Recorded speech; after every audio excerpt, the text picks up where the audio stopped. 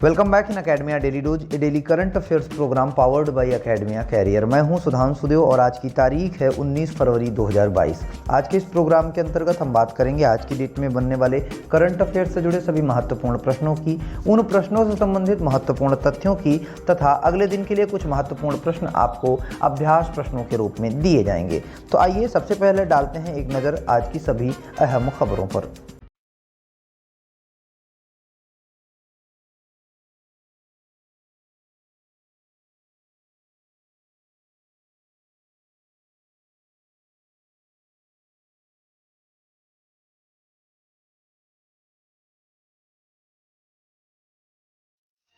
तो चलिए शुरुआत करें करंट अफेयर्स से जुड़े आज के महत्वपूर्ण प्रश्नों के साथ। तो उससे पहले आपको बता दें, यदि आपको इस वीडियो का पीडीएफ चाहिए तो आप हमारे टेलीग्राम चैनल से डाउनलोड कर सकते हैं। टेलीग्राम चैनल का लिंक आपको नीचे डिस्क्रिप्शन बॉक्स में मिल जाएगा और चैनल को ज्वाइन करके आप पिछले वीडियोस के भी पीडीएफ प्राप्त कर सकते हैं। तो आइए शुरुआत करें पहले प्रश्न के साथ। पहला प्रश्न है, विश्व सतत विकास शिखर सम्मेलन 2022 की मेजबानी कौन सा देश कर रहा है? विकल्प ए है फ्रांस, बी है भारत, सी है यूके तथा विकल्प डी है रूस। प्रश्न को फिर से सुने, विश्व सतत विकास शिखर सम्मेलन 2022 की मेजबानी कौन सा देश कर रहा है? विकल्प ए है फ्रांस, बी भारत, सी यूके तथा विकल्प डी है रूस, जिनमें से विकल्प बी भारत बिल्कुल सही उत्तर है। बात करें उत्तर के स्पष्टीकरण की, तो विश्व सतत विकास शिखर सम्मेलन 2022 16 से 18 फरवरी 2022 तक नई दिल्ली भारत में हाइब्रिड प्रारूप में आयोजित किया जाएगा।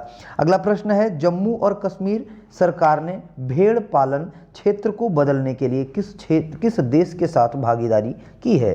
विकल्प ए है ऑस्ट्रेलिया, बी है न्यूजीलैंड, सी है फ्रांस तथा विकल्प डी है जर्मनी। प्रश्न को फिर से सुने, जम्मू और कश्मीर सरकार ने भेड़ पालन क्षेत्र को बदलने के लिए किस देश के साथ भागीदारी की है? विकल्प ए है Australia, B New Zealand, C France तथा विकल्प डी है जर्मनी, जिनमें से विकल्प बी न्यूजीलैंड बिल्कुल सही उत्तर है। बात करें उत्तर के स्पष्टीकरण की, तो जम्मू और कश्मीर के कृषि क्षेत्र को बढ़ावा देने के लिए केंद्र शासित प्रदेश सरकार ने केंद्र शासित प्रदेश में भेड़ पालन क्षेत्र के परिवर्तन के लिए न्यूजीलैंड के साथ एक समझौते पर हस्ताक्षर किए। 70 क्विंटल प्रति हेक्टेयर धान की उपज के साथ जम्मू कश्मीर ने पूरे देश में शीर्ष स्थान हासिल किया।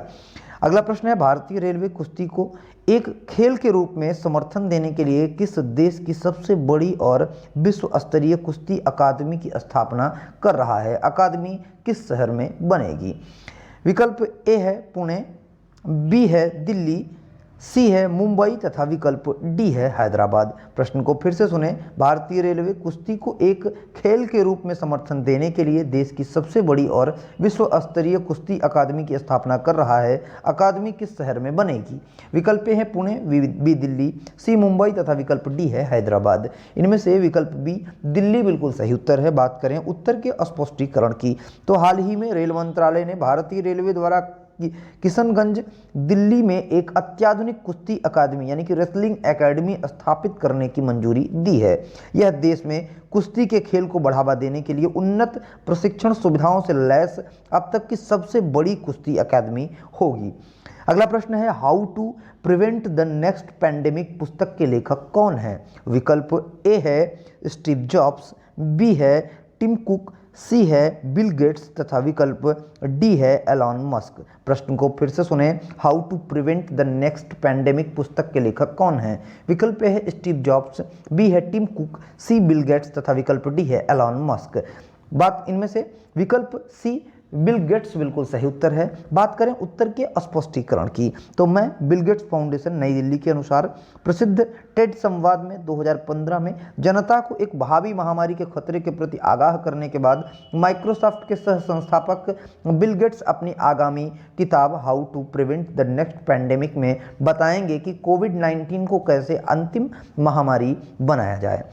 अगला प्रश्न है, सीबीआई ने किस कंपनी द्वारा अब तक का सबसे बड़ा बैंक धोखाधड़ी का मामला दर्ज किया है? विकल्प ए है मार्केटर लिमिटेड, बी है एजीबी शिपयार्ड, सी है बर्जर पेंट्स तथा विकल्प डी है शालीमार वर्क्स। प्रश्न को फिर से सुने। सीबीआई ने किस कंपनी द्वारा अब तक का सबसे बड़ा बैंक धोखाधड़ी का मामला दर्ज किया है? विकल्प ए है मार्केटर लिमिटेड, बी है एबीजी शिपयार्ड, सी है बर्जर पेंट्स तथा विकल्प डी है शालीमार वर्क्स। इनमें से विकल्प बी एबीजी शिपयार्ड बिल्कुल सही उत्तर है। बात करें उत्तर के स्पष्टीकरण की तो केंद्रीय जांच ब्यूरो यानी कि सीबीआई ने एबीजी शिपयार्ड पर 22,842 करोड़ रुपए की कथित वित्तीय धोखाधड़ी का मामला दर्ज किया है। एबीजी शिपयार्ड एबीजी समूह की प्रमुख इकाई है। अगला प्रश्न है आईपीएस अधिकारी कला रामचंद्रन मूल रूप से किस कैडर के थे? विकल्प ए है केरल, बी है तमिलनाडु, सी है उत्तर प्रदेश तथा विकल्प डी है कर्नाटक। प्रश्न को फिर से सुने। आईपीएस अधिकारी कला रामचंद्रन मूल रूप से किस कैडर के थे? विकल्प ए है केरल, बी तमिलनाडु, सी उत्तर प्रदेश तथा विकल्प डी है कर्नाटक, जिनमें से विकल्प बी तमिलनाडु बिल्कुल सही उत्तर है। बात करें उत्तर के स्पष्टीकरण की तो कला रामचंद्रन 1994 बैच की आईपीएस अधिकारी हैं जो मूल रूप से तमिलनाडु कैडर के हैं। बाद में वह शादी के बाद हरियाणा कैडर में चली गई। वह शहर की पहली महिला पुलिस कमिश्नर भी हैं। अगला प्रश्न है चारधाम सड़क परियोजना। चारधाम सड़क चौड़ीकरण परियोजना के लिए सर्वोच्च न्यायालय द्वारा गठित उच्चाधिकार प्राप्त समिति यानी कि एचपीसी के अध्यक्ष पद से किसने इस्तीफा दे दिया है? विकल्प ए है माइक पांडे, बी है जम्मू कश्मीर, सी है चंदी प्रसाद भट्ट तथा विकल्प डी है रवि चोपड़ा, जिनमें से विकल्प डी रवि चोपड़ा बिल्कुल सही उत्तर है। बात करें उत्तर के स्पष्टीकरण की तो वयोवृद्ध पर्यावरणविद रवि चोपड़ा ने चारधाम परियोजना के लिए सुप्रीम कोर्ट की उच्चाधिकार प्राप्त समिति यानी कि एचपीसी के अध्यक्ष और सदस्य के रूप में इस्तीफा दे दिया है। अगला प्रश्न है ल्यूक मॉन्टेगियर जिनका निधन हो गया ने किस खोज के लिए चिकित्सा का नोबेल पुरस्कार जीता है? विकल्प ए है मानव इम्यूनो डिफिशियंसी वायरस, बी है रोटा वायरस, सी है चिकनगुनिया तथा विकल्प डी है इबोला। प्रश्न को फिर से सुने। ल्यूक मॉन्टेगियर जिनका निधन हो गया ने किस खोज के लिए चिकित्सा का नोबेल पुरस्कार जीता है? विकल्प ए है मानव इम्यूनोडिफिशियंसी वायरस, बी है रोटा वायरस, सी है चिकनगुनिया तथा विकल्प डी है इबोला। इनमें से विकल्प ए मानव इम्यूनोडिफिशियंसी वायरस बिल्कुल सही उत्तर है। बात करें उत्तर के स्पष्टीकरण की तो वयोवृद्ध नोबेल विजेता वायरोलॉजिस्ट ल्यूक मॉन्टेगियर का हाल ही में पेरिस में निधन हो गया। उन्होंने अपने सहयोगी फ्रैंकोइर बरसिनोसी के साथ एड्स का कारण बनने वाले ह्यूमन इम्यूनोडिफिशियंसी वायरस की खोज के लिए 2008 में चिकित्सा के लिए नोबेल पुरस्कार जीता। बात करें अगले प्रश्न की तो जर्मनी के राष्ट्रपति का नाम बताइए जिन्हें 2022 के चुनाव में इस पद के लिए फिर से चुना गया है। विकल्प ए है फ्रैंक वॉल्टर स्टीनमियर, बी है एंजेला मर्केल, सी है क्रिश्चियन लिंडनर तथा विकल्प डी है ओलाफ स्कोल्जो। इनमें से विकल्प ए फ्रैंक वॉल्टर स्टीनमियर बिल्कुल सही उत्तर है। बात करें उत्तर के स्पष्टीकरण की तो जर्मनी के राष्ट्रपति फ्रैंक वॉल्टर स्टीनमियर विशेष संसदीय असेंबली की ओर से रविवार को अगली 5 सालों के लिए फिर से राष्ट्रपति यानी कि प्रेसिडेंट चुन लिए गए हैं। राष्ट्राध्यक्ष पद पर दूसरे कार्यकाल के लिए उनके नाम पर मुख्य धारा से ज़्यादातर राजनीतिक दलों ने मुहर लगा दी। अगला प्रश्न है जनवरी 2022 के लिए ICC men's player of the month का पुरस्कार किसने जीता है?